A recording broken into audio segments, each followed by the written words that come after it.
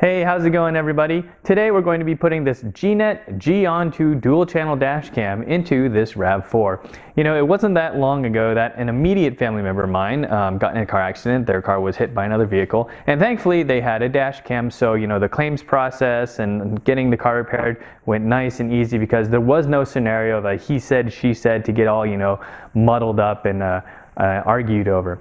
And that convinced another family member of mine, the owner of this Rav4, to want a dash cam for herself. So as luck would have it, blackboxmycar.com was very kind to send me this GNET G-ON2 for review, and now I am going to go ahead and put it into this Rav4. Okay, so let's start with the GNET G-ON2 and what it includes. Now the GNET G-ON2 is a premium tier dash cam, kind of in the likes of Thinkware and Blackview. And for this particular one, since it is dual channel, it has a front and a rear camera. Over here on the right we can see a GPS transponder. So if you don't care about GPS, you don't really have to mount this. Over on the left we have a little set screw as well as a hex wrench, and that's for the lock for the SD card. So if you don't want anyone accessing that very easily, you can go ahead and put that screw there, which is a nice feature. It also includes some extra, you know, mounting pads and a rear camera cable.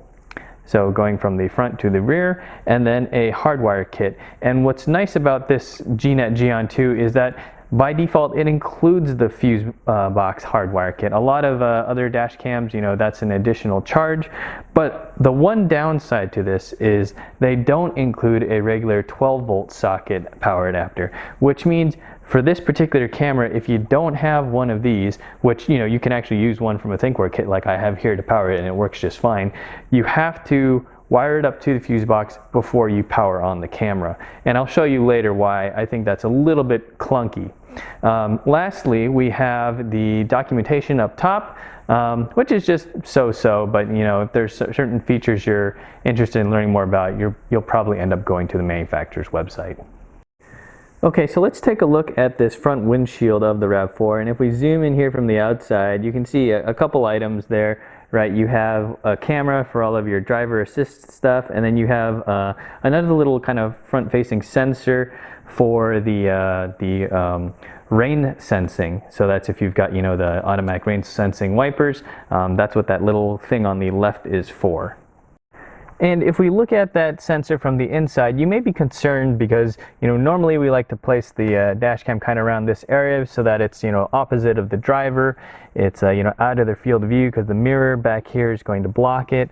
And also if we look at the camera, right, the lens is offset on the left side. So by putting it here, this gets the lens closest to the center line of the car. And you don't really have to worry about it with this sensor. And the reason why is, as we saw from the outside, the camera portion of it is up in this black area of the windshield, and down here there are just vents, and these vents are for a temperature and humidity sensor. So placing the dash cam right here is not going to affect, you know, the reading of that sensor. So I think it is okay that we'll end up placing our camera in this vicinity, just in front of the rain sensing and temperature and humidity sensor on the windshield.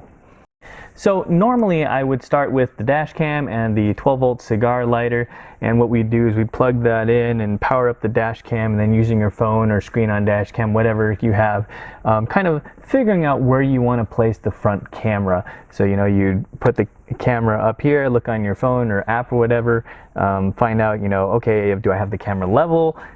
Is it showing, you know, the field of view that I want? And once you got that, then securing the camera and then working on the wiring from the camera to the power source. However, since the GNET G-ON2 doesn't include the 12-volt cigar lighter, we will have to start with the hardwire instead and routing this to that approximate camera location where we want to set it up, so that later, you know, we can go through that step of placing the camera and actually seeing what it's looking at. So we're going to go ahead and start with this. Okay, so let me show you what our plan of attack is going to be. So I'll take the camera and I'll plug in the power cable to it, just so that we kind of know what our clearance is going to be, because what you don't want to do is you don't want to actually put it here and put it so close that, oh, I actually can't connect or disconnect any of the wires.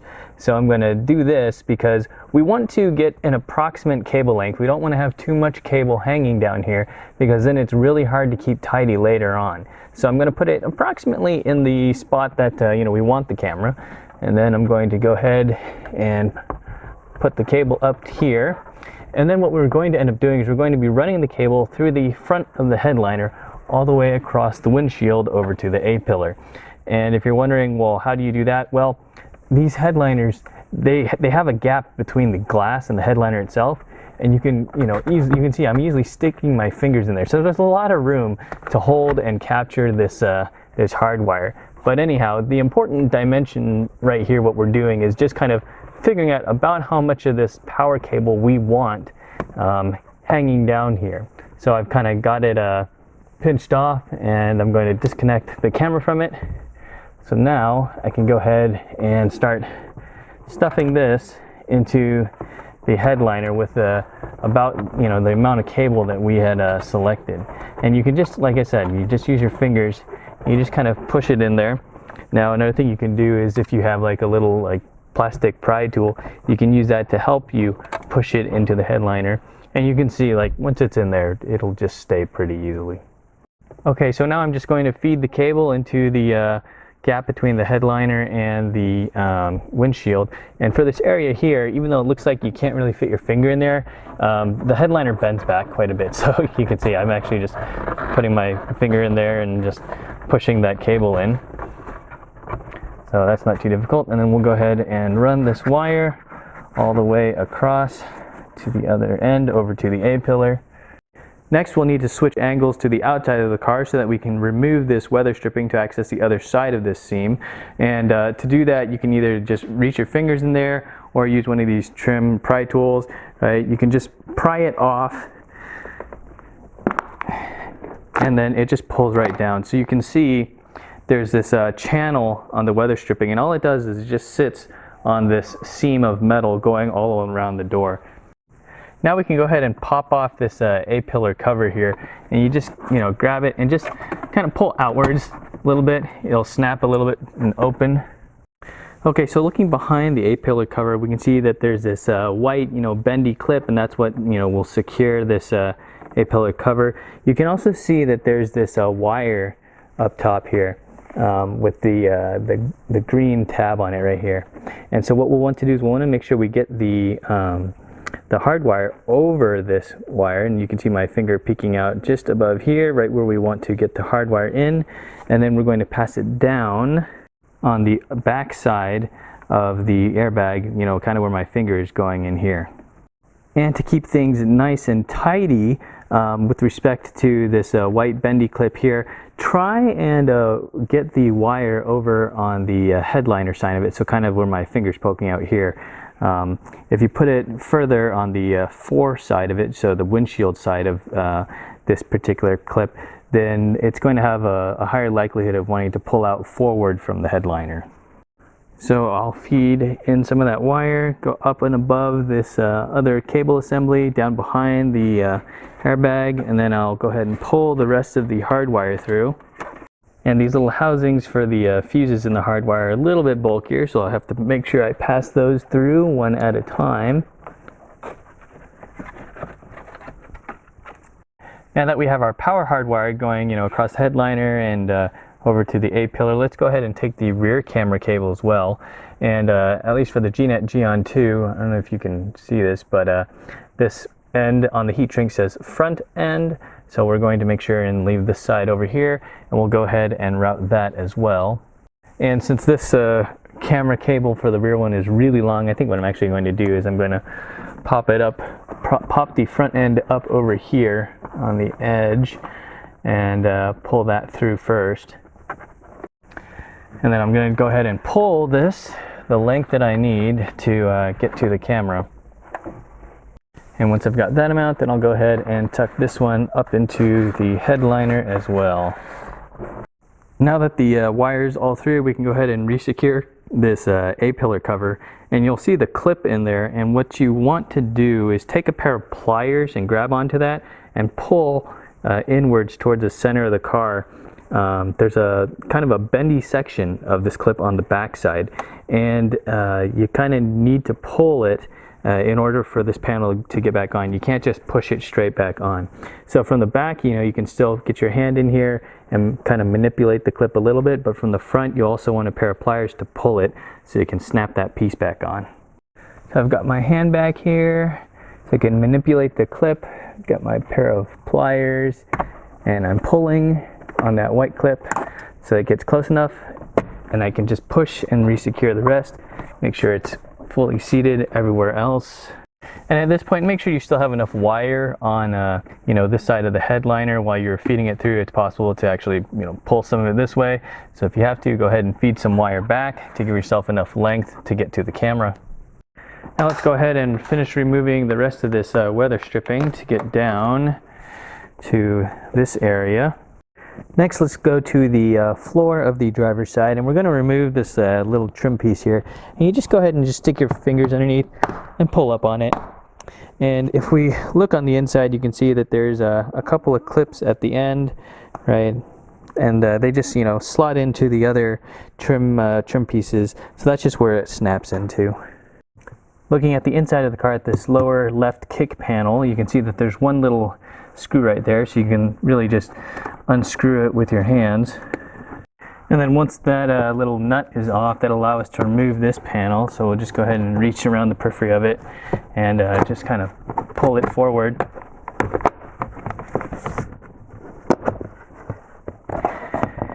And aside from this one post back here which that nut was on, the only other clip is this one right here. And we will want to take this out of the body to put that panel back on. So you'll need a forked trim tool so that you can get behind it and then pry it out of the hole. And then looking at the back side of that kick panel, we can go ahead and place this on its mount so that we can reinstall this when we're ready. And now we can finish pulling off that weather stripping coming all the way down the door. Okay, so here we are looking underneath the driver's footwell, right? If I tilt the camera forward, you can see there's the brake pedal right here. And this long black strip right here, that is the fuse box cover. So you don't have to remove this front lower kick panel. I'm going to do it anyways, just so we have a little bit more clearance and can get a little bit better camera angles. And to do that, I'm going to remove these two Phillips number 2 screws. And then another screw over on the right. And then there are these 3 clips that we just have to push in on and pull down to get this panel off. And then in the rear over there, you can see that there's an arm of it that goes into a tab or a loop. So we'll just pull it out. And then over on the OBD2 port, there are 2 tabs on the side. So if you press those inwards, it'll allow you to pop the OBD2 port out of this lower panel, and then we can take it out. So I'm going to go on this side, get that one, press that one in, and then you can see on the other side over here, and we can remove that panel completely. Okay, now we're looking at the fuse box cover, and there's a little clip right here that we have to manipulate to take it off. So we'll go ahead and push it. What you're going to do is you're actually going to pull this towards the chair, right, that way, and then pull down on the cover, and that'll let it come out and slide off. Okay, so now that we've gotten to our fuse box, what next? Well, let's take a look at the hardwire. And if you look at the tag, there are 3 markings. The red wire is ACC or accessory power, the yellow wire is VCC or constant power, and the black is ground. So what that means is each one of these ends will have to be connected to an accessory power, which is only on when the key is in the accessory position. The VCC will have to go to a constant on power source, so even when the car is off and locked and whatnot. And then the black, well, that'll go to ground. So if we look at the cover to the fuse box, we can see there's a nice little map on there saying what all these different things is. Like if we look in the top left over here, this 7.5 amp is says fog lights for the rear, and then you have another 7.5 amp fuse for the OBD port, 10 amp for dome. And well, what we want to do is we want to test all of these fuses and see which of them are accessory power, so they should be off when the car is off, and which one of them are constant power, or they're supplying voltage even when the car is off. So to do that, if we look at the fuses themselves, here's one of them. They are a low profile mini format fuse, and at the head of it there are two little test points. So what you can do is you can take your multimeter and just touch that test point there. You can also use a fuse tester which has a light in it. So anyways, I took my multimeter and I touched the test point on the fuse, and on the other end for the ground I touched this bolt right here. And I read the multimeter to see which ones were showing about 12 volts and which ones were not showing any. And that's how I ascertained which ones were accessory and which ones were constant on. So for your VCC or yellow wire, which is constant on, I would say sure, feel free to plug into the rear fog lights, the 7.5 OBD, or the 10 amp dome. I'm just going to use the fog one since that's at the end of the bank. And then for your accessory power, there's a 15 amp power outlet fuse, and that one is not on when the car is off. So that's where I'm going to go ahead and tap into for the ACC red wire on this hardwire kit. And to remove these little fuses from that bank, it's really difficult to use your fingers, so either get a fuse tool or just use a pair of pliers.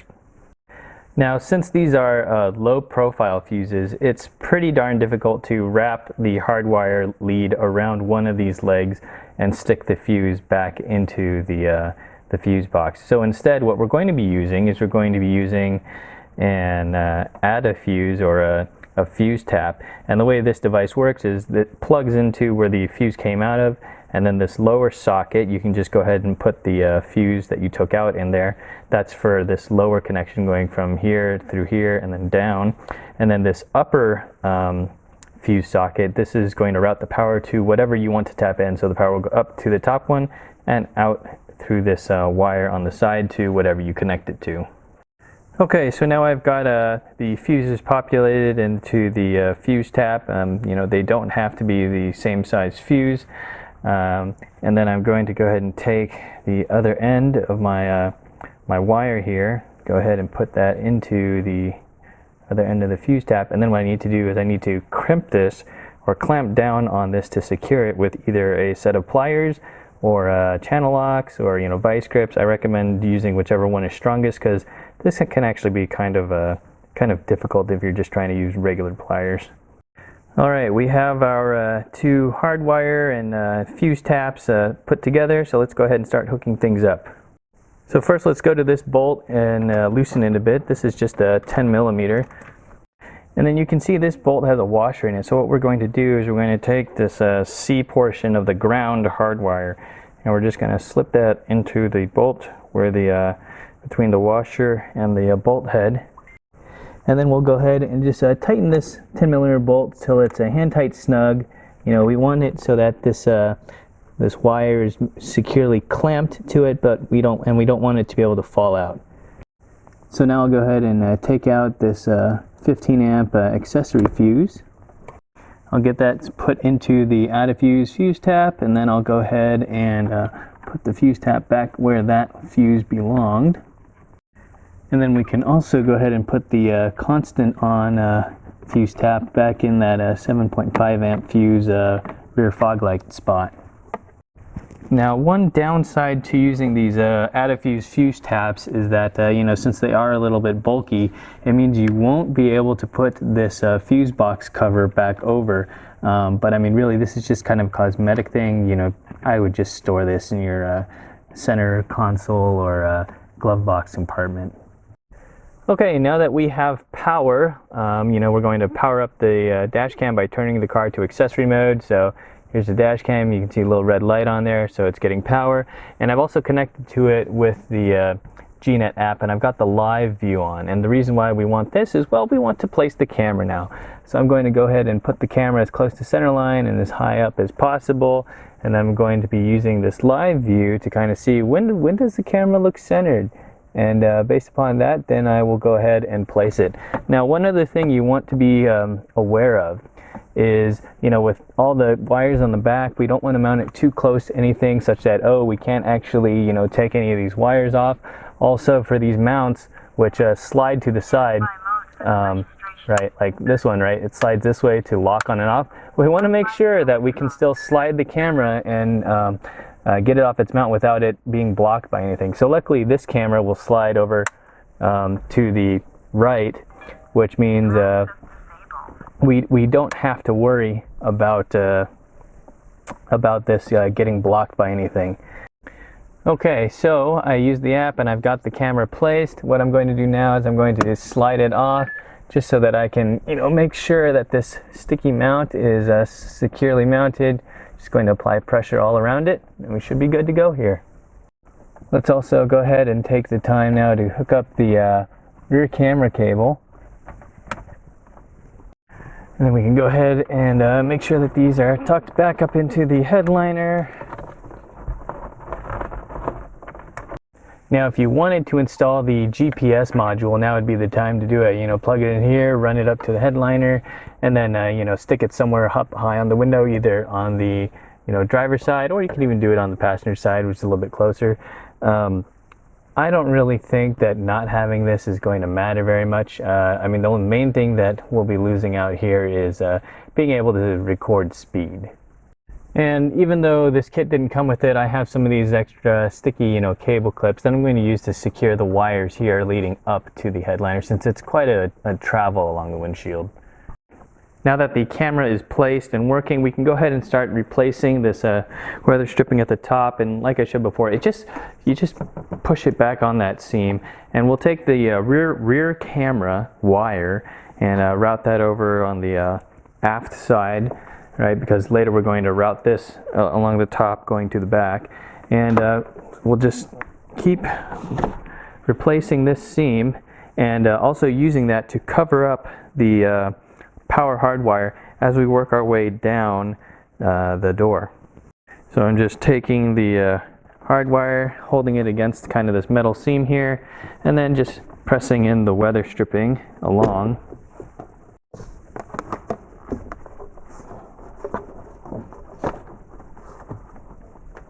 And then when we get down here, we can take the excess hardwire, bundle it together, you know, secure it with a twisty tie, and then tuck it in with these various cables that are already here. And if we, you know, it gets cradled nicely, so it's not going to rattle around and create any noises.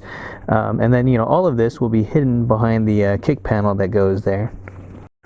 Now we'll go ahead and replace the lower kick panel that goes down here, and we'll start by taking that OBD2 port and just popping it in the socket so it snaps. Then we can take that leg of the kick panel and put it in the hole in the back that it slots into, and then we'll rock this up and push in the 3 clips.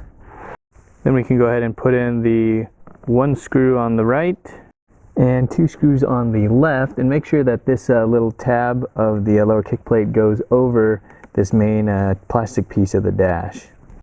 Now we can replace the lower kick panel over here, and don't forget that, right, this clip pops into this hole over here, and this hole in the back of this goes over this stud in the back. So what I'll do is I will line these up, get that there, snap that in, get that over there, and then in the back over there we can take that nut and just go ahead and screw that on hand tight till it's snug.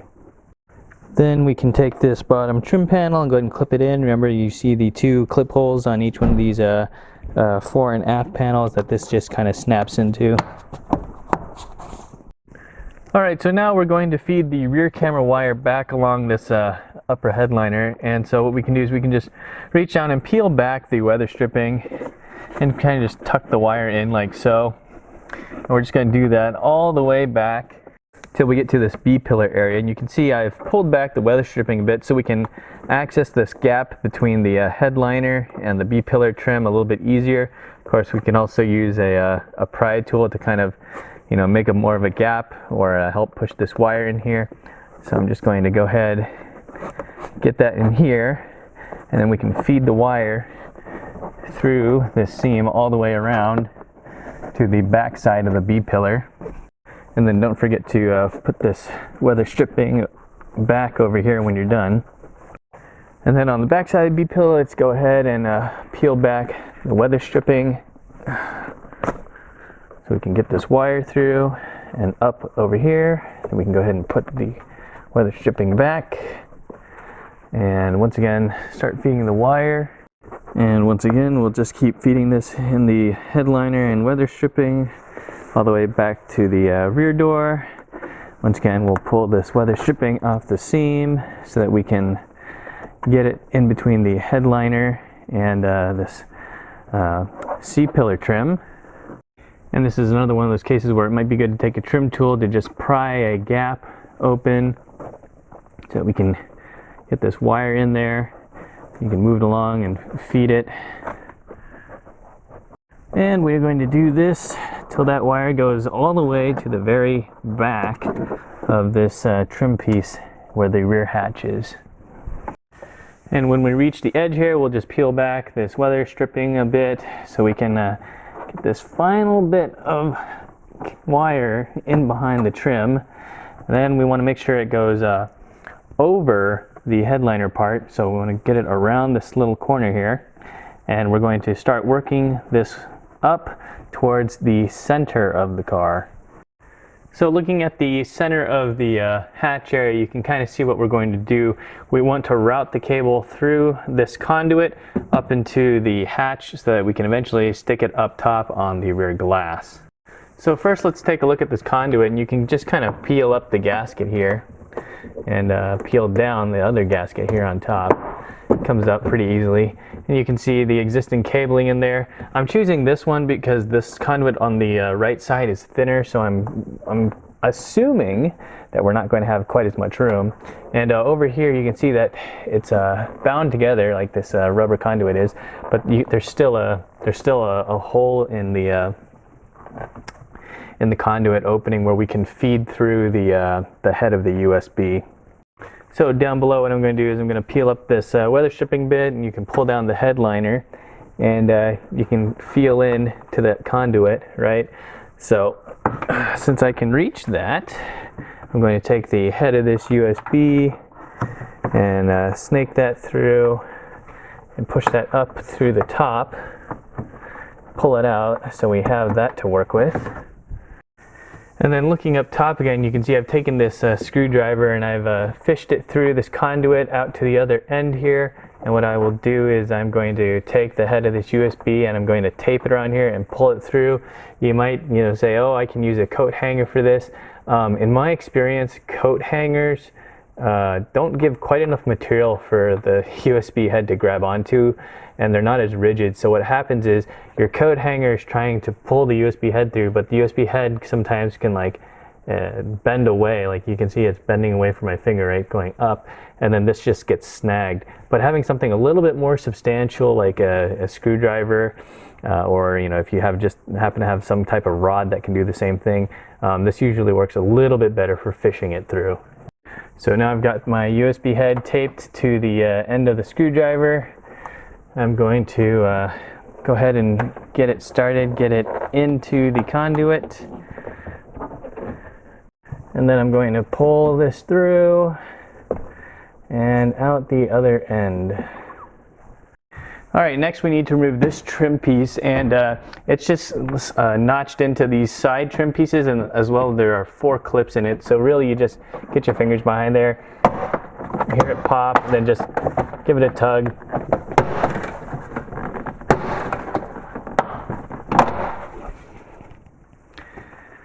And then if we look at the other side of it, you can see, right, we have these 4 clips, and then these little tabs that kind of slot into these side pieces here.